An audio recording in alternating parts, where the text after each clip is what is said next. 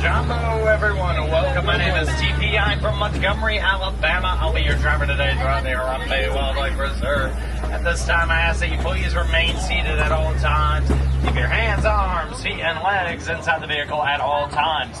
Now, if you look up on me, you may see an animal spotting guide. Now, it is very unlikely that we see all those animals today due to migration patterns, but we'll do our very best to see as many animals as possible. Now, who knows, we may see some animals that aren't on that spotting guide, so go ahead, check it out, pick out an animal that you really want to see, and be on the lookout for them.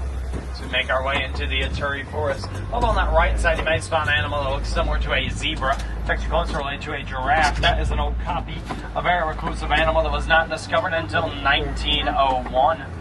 See that old copy over there? It's kind of hiding by that bamboo. Now, on this left side, though, there's two species of antelope. First off, we're going to talk about the one that kind of looks like a deer. That's a greater kudu. It's not a deer. Now, the greater kudu, we can tell that it's a female greater kudu because she doesn't have any horns. They like to eat the leaves off the trees, or they like to eat grass. Those animals with the horns, though, those are bongos. Nicknamed the ghost of the forest, the bongo. It has those beautiful horns. Both males and females do. Actually act as a helmet to protect the animal in a lot of ways. Now, also coming up over here on this right side, there's a black and white bird standing on top of its nest. There's two of them. These two are saddle-billed storks. Now, these two in particular, they are mates. They'll be mates for life. Now, they have those long legs, which make them around 5 feet tall. And they use those long legs to navigate their bodies throughout the waterway to keep their bodies dry. As you can see, those two saddle-billed storks right there.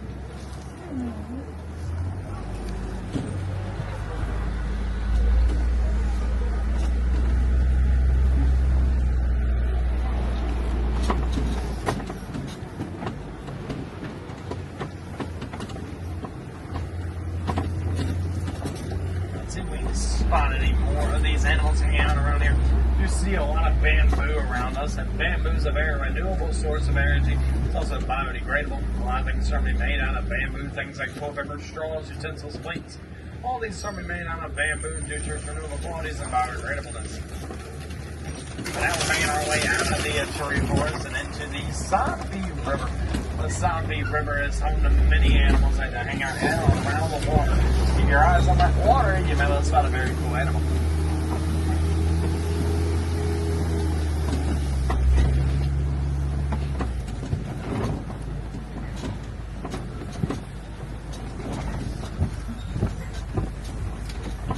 Now, coming up over here on this right side, I spot my personal favorite animal, a Nile hippopotamus over there. Now, hippos, they can weigh up to 5,000 pounds. They have huge teeth, but they only eat grass. Hippos, they can actually hold their breath for up to 8 minutes underwater. Now, over on this right side, you'll spot the pink-backed pelicans. Get their name from wherever it's summer. Mating season, the back of their feathers. It's kind of pink coloration, kind of like blushing. They are one of the largest white bird species on the planet.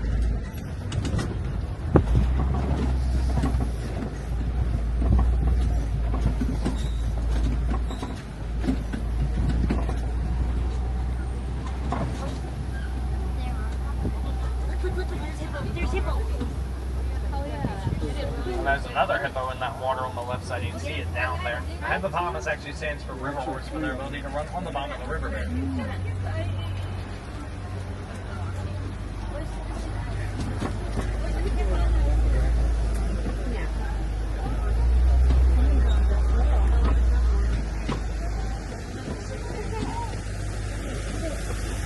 Now come out on this left side, one of the most powerful animals on the planet, and these are the Nile crocodiles over on that left side. Nile crocodiles are incredible predators that will go after any sort of animal that sends waterway. Nile crocodiles, they like to sunbathe, and they can eat up to half their body weight in one sitting.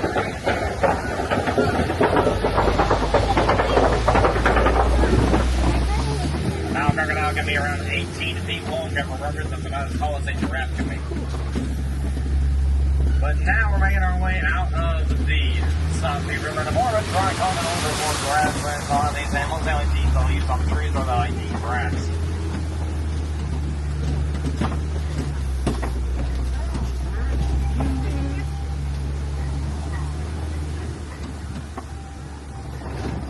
Now, coming up on this right side of us spot a tree without any sort of leaves. This is known as the baobab tree, nicknamed the upside down tree. The baobab tree can go up to 9 months without any sort of leaves on its branches. The baobab tree will store water in its roots and in its trunk.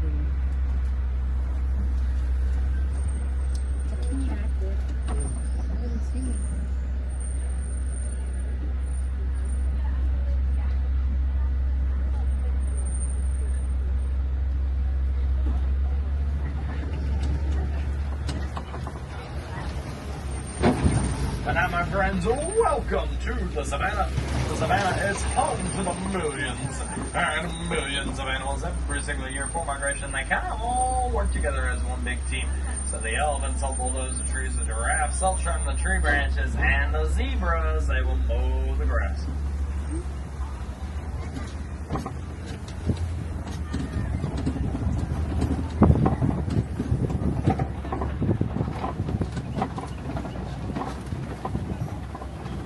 You know it and say their names and they appear. It's coming up on this right side. See a lot of these animals that we had just talked about. So first up, we're going to talk about that very tall animal. We'll talk about that giraffe right there. Now that is a Maasai giraffe. Now Maasai giraffes, they can be between 18 to 20 feet tall.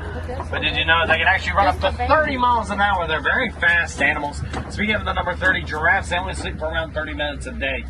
And adult giraffes have very powerful kicks, which will deter any sort of predators coming at you. You can see that baby Maasai giraffe there. Whenever they're first born, they're around 6 feet tall, around the same height as me. Now, also on that right side, you spot those Hartman's mountain zebras. A group of zebras is known as a dazzle of zebra. Now, zebra, they can actually show facial expressions like us humans do, for example, and show whenever they are happy, sad, mad. Zebras' teeth are constantly growing, so to help counteract that, you'll usually see them eating grass and help shorten down those teeth. Also on this left side, spot a den over here, and inside that den are the African painted dogs. The African painted dogs, they can run between 35 to 40 miles an hour. But unlike most domesticated dogs or wolves, they only have 4 toes. The African painted dogs, they have those spots which are unique to each individual animal. You'll never see one with the same spots.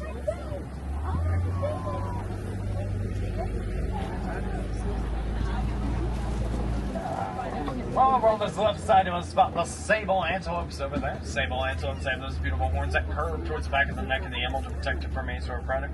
Both the males and females have those horns. There's that giraffe staring at us.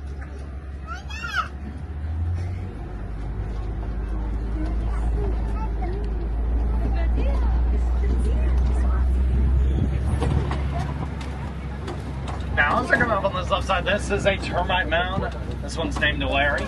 Now, termite mounds, they can get up to 30 feet tall.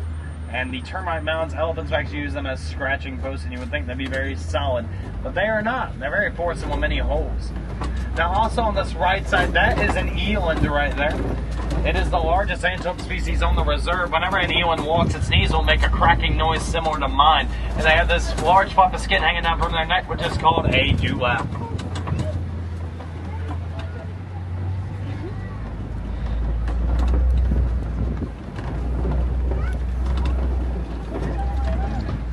You can see that baby Maasai giraffe over there once again.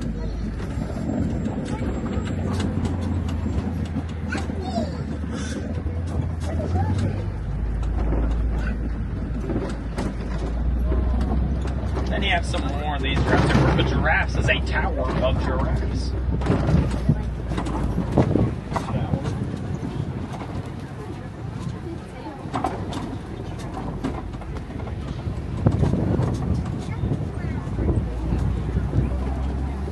Now coming up over here on this right side of the spot, some of these wildebeest, these gray animals. Wildebeest, they are in the least concerns, and their population numbers are very strong. The male wildebeest will make a very loud bellowing noise that is so loud it can run up to a mile away. A group of wildebeest is known as a confusion of wildebeest.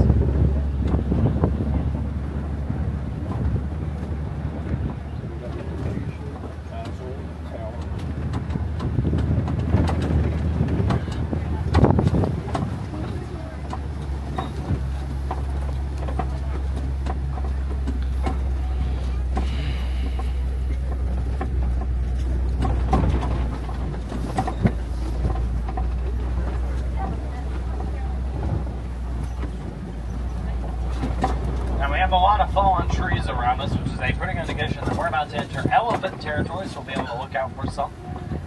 Actually, I already see one hanging out over here. It's by itself.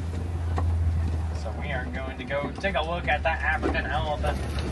Now, it is likely that this is a male elephant because it is hanging out to its lonesome. Female elephants like to hang out in groups. Now, African elephants that can weigh between 11,000 to 13,000 pounds. Now, we can tell this is an African elephant because we are in Africa. Another good way is by its rather large ears. They're kind of like the shape of the continent of Africa. Purely a coincidence, but it's a good way of identifying them. The Asian elephant ears are nowhere near as big.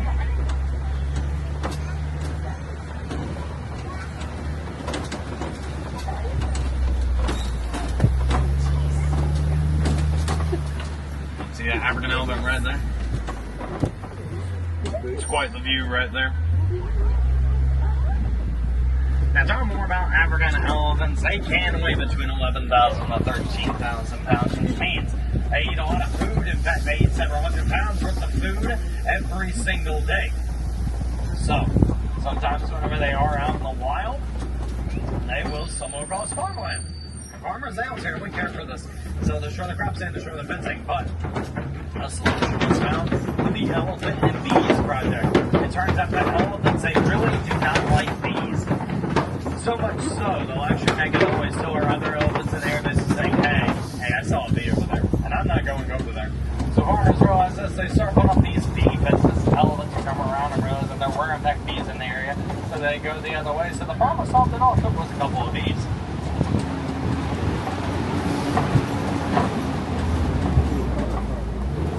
And there's another African elephant over on the south side. There's quite a few of them.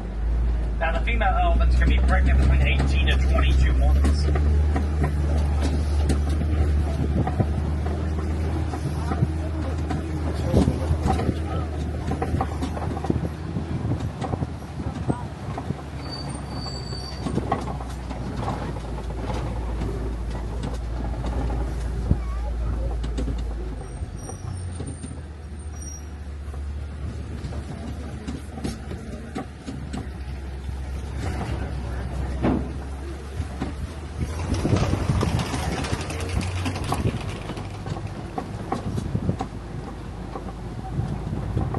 Now you can see that baby elephant hanging out over there on that left side.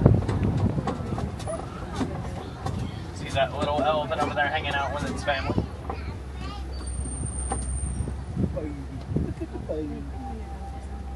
Oh.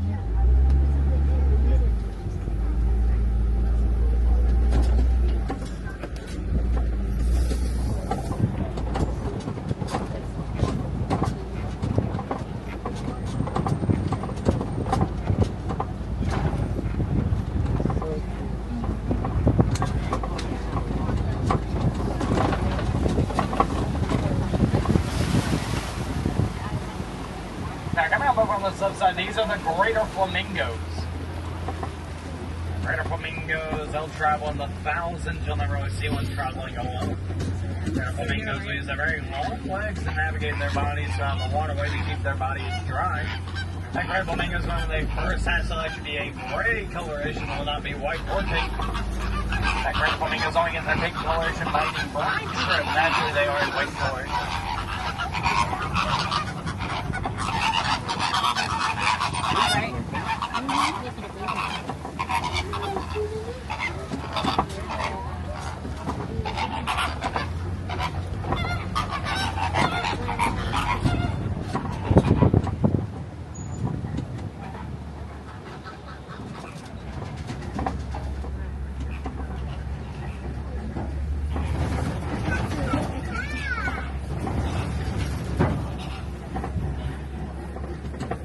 Over on this left side, you will spot a white rhino over here on this left side.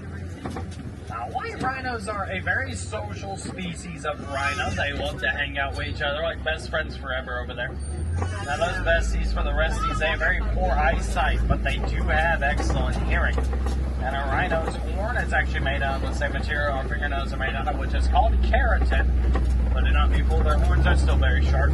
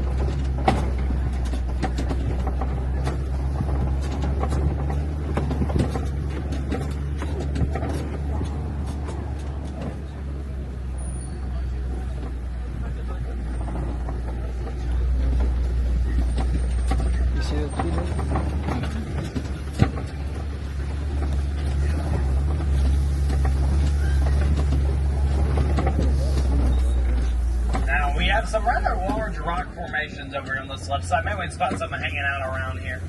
We'll keep our eyes open.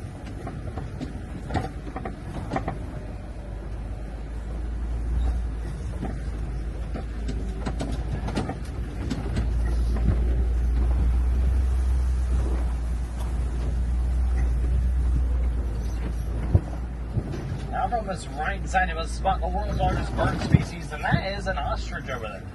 Ostriches are the world's largest bird species, like I said, and they can also run up to 40 miles an hour. Now, whenever it is time for an ostrich to eat, it will actually incorporate rocks and stones into its diet. It helps with digestion, because ostriches, they notice they don't have any teeth, so eating those rocks and stones helps out a lot.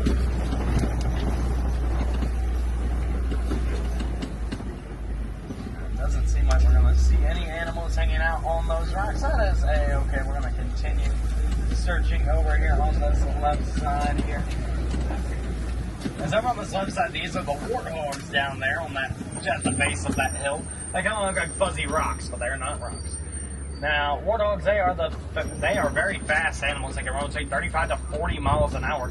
And whenever it's time for a warthog to go to bed at night, it will actually back into its burrows, kind of like backing in a car. That way it's tough to face outwards.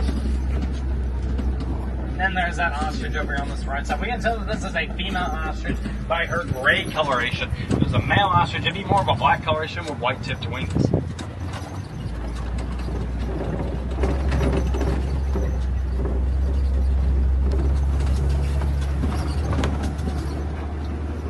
Now on this right side, you must find the ostrich eggs over there on that right side. Ostrich eggs are very durable eggs. Each one can weigh around 3 pounds. And they can withstand around 250 pounds for the pressure.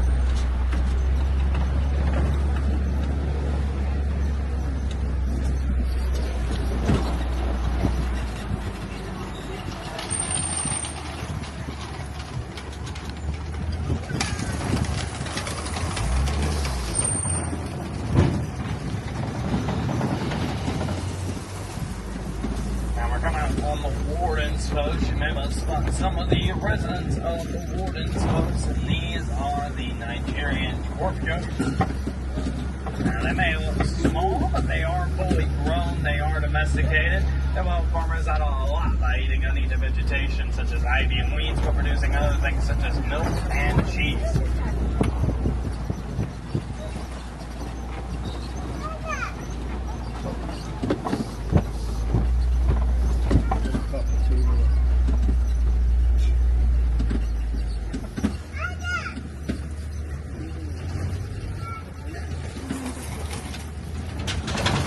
As we make our way out of those gates, it means our journey is coming to an end. But when you get to see some incredible animals today, in many ways we down these animals out. One of the simplest ways is reduce, reuse, recycle. You can also be the voice for these animals because unlike us humans, they do not have a voice. So you can be the voice for these animals because unlike us humans, they do not have a voice. So you can be the voice for the voiceless and keep these animals continuing to be safe, healthy, and happy. And for any wilderness explorers on board, you've been riding the Simba 1. That is Simba and the number 1. And like I said earlier, my name is CP from Montgomery, Alabama. Any questions, comments, or going to come over here and say hello and have a conversation with me afterwards, by all means, feel free to. My windows are always open. In fact, I don't even have windows, so you guys are more than welcome to come up here, ask me answer questions, talk to me about anything. I'd love to get to know you a little bit more and answer any of those questions that you may have for me. To make our way towards the end of our journey. Around here, we do not like to say goodbye. It's way too sad, way too final. So instead, we like to say Harambe, which means go well. So that's what we're saying here in just a moment. So go out there and be brave. Stay wild. We'll see you on that next adventure. Go out there and go see some cool animals here today. I'm going to take you. At this time, you can gather whatever personal belongings you might have run along for this journey. Don't forget your kids. That's how I ended up here. But I hope you guys have a great rest of your Wednesday. Go out there and enjoy it. It is a beautiful day out there. Enjoy this beautiful weather. It's a nice breeze, and make sure that you stay hydrated.